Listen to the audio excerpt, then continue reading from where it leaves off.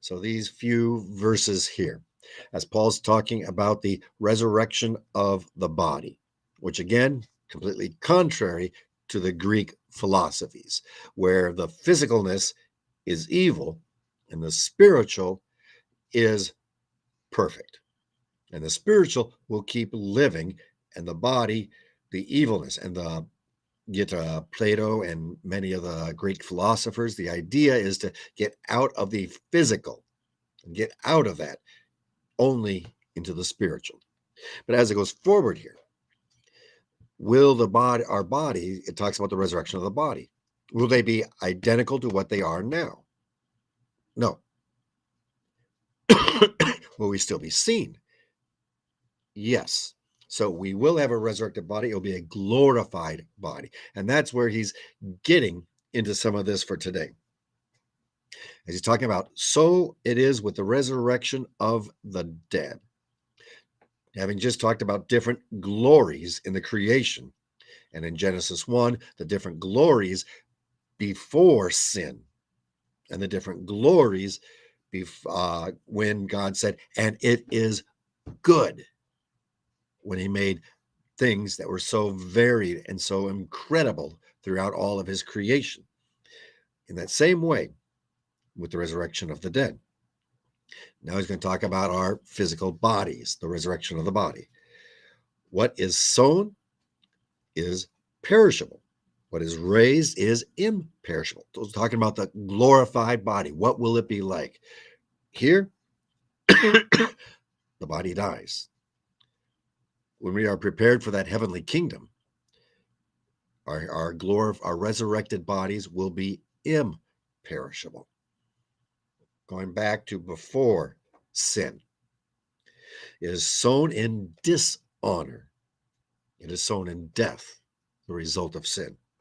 Raised in glory, and the incredible glory as of the only Son, raised on Easter morn.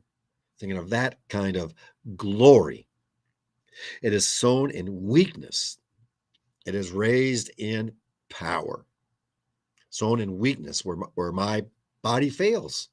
Can't do all of what I want it to do. Especially as we get older, the body starts to wear down. Raised in power. It is sown a natural body. Natural. It is raised a spiritual body. Now, that doesn't mean not a body, but in a way that is beyond what we can totally think. And maybe the best way, now I'll just finish here first. If there is a natural body, there is also a spiritual body as well. Natural and spiritual. Not saying that the natural is bad. He did that by going back to Genesis.